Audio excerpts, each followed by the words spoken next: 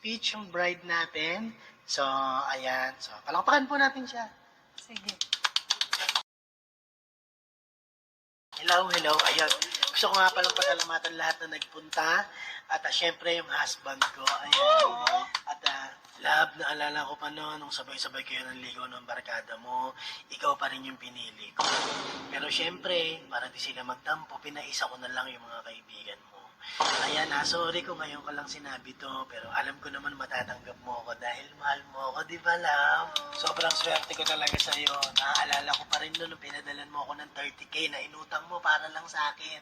Ang sabi ko gamot ni mama, pero syempre binigay ko yun sa ex ko, pang paanaks para sa misis niya. Isa rin yun sa nagustuhan ko sa'yo kasi hindi ka matanong sa mga bagay-bagay. Minsan, 1 week ako sa ex ko, pero hindi ka na nagtatanong kasi nga, tiwala ka naman sa akin, di ba?